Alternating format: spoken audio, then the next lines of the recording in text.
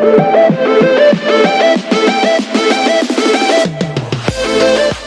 Morning. இன்னைக்கு நம்ம என்ன லெசன் பார்க்குறோம் அப்படின்னா, பிளான்ட் பிசியாலஜியில் photosynthesis in higher plants, உயர் தாவரங்களில் ஒளி சேர்க்கை. டாபிக் வந்து பார்த்தீங்கன்னா, உயர் தாவரங்களில்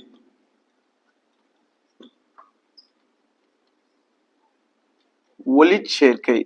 ஒளி சேர்க்கை இந்த லெசன் தான் பார்க்குறோம். ஸோ இதை தான் நம்ம இங்கிலீஷில் என்ன சொல்கிறோம் அப்படின்னா, photo synthesis in higher plants, உயர் தாவரங்களில் ஒளி சேர்க்கை அப்படின்னு அந்த லெசனுக்குள்ள போறோம். The very important topics: experiments, light reaction, dark reaction, electron transport system, pigments, carboxylations. இல்லையா? இதுதான் இந்த பாடங்கள்ல C3 C4 லாஸ்டா இந்த பாடத்தோட முக்கியமான வியூஸ் இதுதான். சரிங்களா? இப்போ நம்ம அதெல்லாம் பார்க்கலாம். உயர் தாவரங்களில் ஒளிச்சேர்க்கை அப்படின்றதுக்கு வந்து நிறைய விஷயங்கள் கொடுத்துருக்காங்க. எக்ஸ்பெரிமெண்ட்ஸ், அது ஒரு போட்டோசிந்தசிஸ் ரியாக்ஷன் அப்படின்னா ஏதோ லைட் படுது, எனர்ஜி கிரியேட் ஆகுது அப்படின்றது ஒரு காமனான ஒரு விஷயம் இல்லாம, அதை ஆரம்ப காலத்துல எப்படி நடந்துச்சுன்னு கண்டுபிடிச்சாங்க. அதுக்கப்புறம் தான் இன்னைக்கு நிறைய விஷயங்கள் அதுக்குள்ள போறோம். ஆரம்பத்துல அதை பத்தி நிறைய கண்டுபிடிப்புகள் இருந்துச்சு. ஃபார் எக்ஸாம்பிள்ஸ், இப்போ நாம சில எக்ஸ்பெரிமெண்ட்ஸ் பார்க்கலாம். எங்கல்மேன் எக்ஸ்பெரிமெண்ட். எங்கல்மேன் ஆய்வு. எங்கல்மேன் ஆய்வு. சோ இப்ப இவரு இந்த எங்கல்மேன் ஆய்வு என்ன சொல்றாரு அப்படின்னு பாத்தீங்கன்னா, ஒளிச்சேர்க்கை நடக்கிறத இவர் முதல்ல கண்டுபிடிக்கிறாரு. எப்படி கண்டுபிடிக்கிறாரு அப்படின்னு பாத்தீங்கன்னா, உங்களுக்கு தெரிஞ்சிருக்கும். இது experiment 1843 to 1909 I think. So Engelmann experiments இதுதான். இப்ப அவர் என்ன சொல்றாரு, எப்படி நடக்குது இந்த ப்ராசஸ் அப்படின்னு பாத்தீங்கன்னா, கிளாடோஃபோரா அப்படின்றது ஒரு பாசி. இதுல இருந்து பாத்தீங்கன்னா ஒரு ஆல்கே. இந்த ஆல்கேவ்ல முப்பட்டத்தின் வழியாக, அதாவது பாத்தீங்கன்னா இந்த பாசில முப்பட்டகம் இப்படி படுக்கலாமா, முப்பட்டகம், இதை நம்ம பிரீசம் அப்படின்னு சொல்றோம் இல்லையா. இந்த முப்பட்டகத்துல பிரீசத்துல ஒளி கற்றையை செலுத்துறாரு. ஒளி கற்றை எடுத்துக்கலாம். அப்படி ஒளி கற்றையை முப்பட்டகத்தின் வழியா செலுத்தும் போது அது எந்த பாசில் செலுத்துறாரு, கிளாடோஃபோரா என்ற பாசில் செலுத்தும் போது அந்த பாசி என்ன செய்யுது, ஒளி சேர்க்கை செய்கிறது. ஒளி சேர்க்கை செய்கிறது. ஒளி சேர்க்கையை சேர்க்கை செய்கிறது. சோ அப்ப இங்க ஞாபகம் வச்சுக்கோங்க, ஒரே வரி தான் பதில். ஒளி கற்றையை, அதாவது இந்த லைட்டை பிரிசத்துல வந்து செலுத்துறாங்க.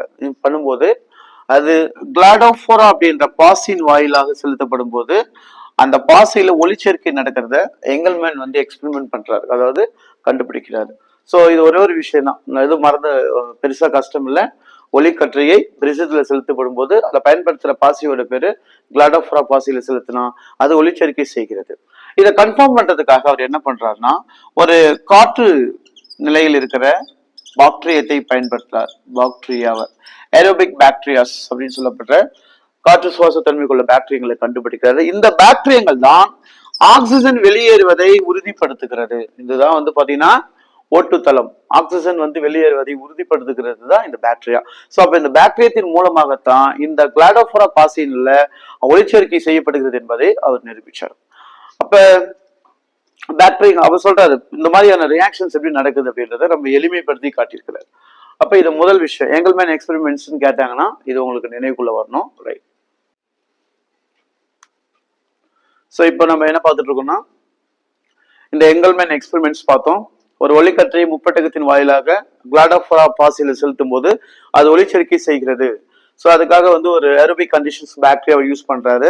ஆக்சிஜன் வெளியேறுகின்ற தளத்தை இது வந்து அடையாளப்படுத்துது. பொதுவாகவே ஒளிச்சேர்க்கை செய்யறதுக்கு வந்து யார் காரணமா இருப்பாங்கன்னா நிறமிகள், பிக்மெண்ட்ஸ். ஸோ இந்த பிக்மெண்ட்ஸ்ல வந்து பாத்தீங்கன்னா நிறமிகள்ல பச்சையம், அதாவது குளோரோஃபில் ஏ மற்றும் பி, இந்த மாதிரி நிறமிகள் எல்லாம் பங்கேற்கிறத நம்ம பார்க்கிறோம். ஸோ இது வந்து பாத்தீங்கன்னா அதீத ஒளி சேர்க்கை அமைப்புகளாக தெரியுது. உங்களுக்கு தெரிஞ்சிருக்கும், நிறமிகள் இல்லாமல் ஒளிச்சேர்க்கை நடக்காது. அதுல வந்து பாத்தீங்கன்னா பட்சம் ஏ மற்றும் பி ஆனது இதில் பங்கு இருக்கிறது. அதாவது குறிப்பாக நீலம் மற்றும் சிவப்பு நிறமாலைகளில் ஒளிச்சேர்க்கையை அதிகமாக நடைபெறும். நீலம் மற்றும் சிவப்பு நிறமாலையில் ஒளிச்சேர்க்கை அதிகமாக நடைபெறும். ஸோ இது ரொம்ப முக்கியமான ஒரு குறிப்பாக பார்க்கலாம். எங்கல்மேன் எக்ஸ்பெரிமெண்ட்ஸை பொறுத்த வரைக்கும் இதுதான் ஞாபகம் வச்சுக்கணும். இந்த சோதனையின் பிரகாரம் ஒளியானது இந்த முப்பட்டகத்தின் வாயிலாக கொடுக்கணும். ஸோ கிளாடோஃபோரா அப்படின்னு சொல்லப்பட்ட பாசியின் மூலமாக அது செலுத்தப்பட்டா ஒளிச்சேர்க்கை நடைபெறதை கண்டுபிடிச்சாரு. காற்று பாக்டீரியங்களை பயன்படுத்தப்படுது.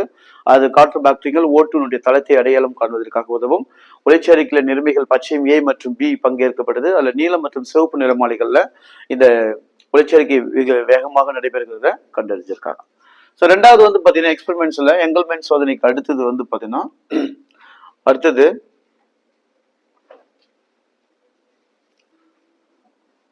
ஸோ இப்ப அடுத்தது எக்ஸ்பெரிமெண்ட்ஸ் வந்து பாத்தீங்கன்னா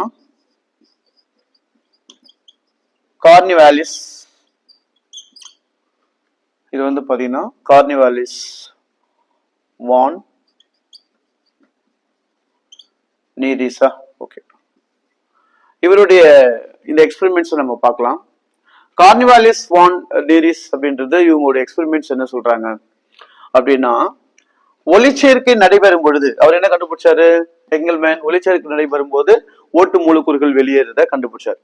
ஆனா இவர் என்ன சொல்றாருன்னா, ஒளிச்சேர்க்கை நடைபெறும் போது நீர் மூலக்கூறுகளும் ஆக்சிஜனும் அதனுடைய இந்த நிகழ்ச்சி நடக்குது. அதாவது நீரும் ஆக்சிஜனும் உருவாவதை கண்டுபிடிக்கிறாரு.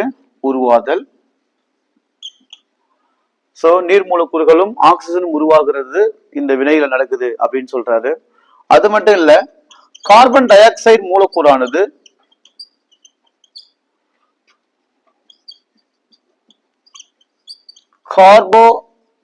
கார்போஹைட்ரேட்டாக மாற்றம் பெறுகிறதை உறுதிப்படுத்துறாரு. மாற்றம் அடைதல் ரியாக்ஷனோட ரொம்ப ரொம்ப இம்பார்ட்டன்ட் பாயிண்ட் தான் சார். என்னன்னா CO2 converted into carbohydrate. So அப்ப கார்னிவாலிஸ் வான் நீரிஸோட ரியாக்ஷன் என்ன சொல்றாங்கன்னா, ஒளிச்சேர்க்கையின் போது இந்த நீரும் ஆக்சிஜன் மூலக்கூறுகளும் உருவாகிறது. அதோடு இல்லாமல் கார்பன் டை ஆக்சைடு மூலக்கூறானது கார்போஹைட்ரேட்டுகளாக, அதாவது ஸ்டார்ச் மூலக்கூறாக மாற்றம் அடைவதை இவர் நிரூபிக்கிறார். ஸோ இந்த ரியாக்ஷன்ஸ்ல வந்து அவர் என்ன சொல்றாருன்னா, இப்போ யாரெல்லாம் இந்த ஒளிச்சேர்க்கையில பங்கேற்பாங்க அப்படின்னா, ஒளிச்சேர்க்கை திறன் கொண்ட பசுமை தாவரங்கள், அதாவது போட்டோசிந்தட்டிக் கிரீன் பிளான்ட்ஸ் அப்படின்னு சொல்லப்படுற இந்த தாவரங்கள் தான் ஒளிச்சேர்க்கையில பங்கேற்கும். அப்போ ஒளிச்சேர்க்கையில பங்கேற்கும் பசுந்தாவரங்களுக்கு இது மாதிரியான மூலக்கூறுகள் உருவாவதற்கான அடிப்படையாக இருப்பது எதுனா நீர், H2. அதாவது H2O மூலக்கூறுகள் ஹைட்ரஜனாக மாற்றம் அடையுமா, ஹைட்ரஜனை தருகிறது. தாவரங்கள்ல நீர் மூலக்கூறு ஹைட்ரஜனாக மாற்றம் அடைகிறது. அதே போல பாக்டீரியங்கள்ல கூட கொடுத்திருக்காங்க. பாக்டீரியாஸ்ல இந்த மாதிரி பாக்டீரியாவில் எது வந்து மாற்றம் அடைகிறதுனா, நிறைய பாக்டீரியங்கள் இருக்கும். சல்பர் பாக்டீரியா, கந்தக பாக்டீரியங்களை கொடுக்குறாங்க. கந்தக பாக்டீரியம் ஞாபகம் வச்சுக்கோங்க. இந்த மாதிரி ஹைட்ரஜன் மூலக்கூறாக மாற்றம் அடைகிறது எதுன்னு கேட்பாங்க. அப்ப H2O மூலக்கூறு இந்த தாவரங்கள், இது வந்து பாத்தீங்கன்னா தாவரங்கள்ல பசுமை தாவரம், பசுமை தாவரங்கள்ல ஹைட்ரஜனாக மாறுவதற்கு H2O மூலக்கூறு காரணமாக இருக்கிறது. அது மாதிரி பாக்டீரியங்கள்ல வந்து இந்த மாதிரி மாற்றத்துக்கு உள்ளாகிறது வந்து கந்தக பாக்டீரியங்கள் இருக்கு அப்படின்னு சொல்றாரு. இவருடைய வினையை வந்து மிகச்சரியா சொல்லணும் அப்படின்னா, கார்னிவாலிஸ் வான் நீரிஸ் ரியாக்ஷன் என்னன்னா, ஒளிச்சேர்க்கை நடைபெறும் போது நீர் மூலக்கூறுகளும் காற்று மூலக்கூறுகளும், அதாவது ஓட்டு மூலக்கூறுகளும் உருவாகிறது. அதோடு கார்பன் டை ஆக்சைடு மூலக்கூறுகள் கார்போஹைட்ரேட்டுகளாக மாற்றம் பெறும் என்பதை இது ரொம்ப தெல்ல தெளிவா விளக்கியிருக்கிறாரு. சோ இதுதான் வந்து ரியாக்ஷன்ஸ். அடுத்தது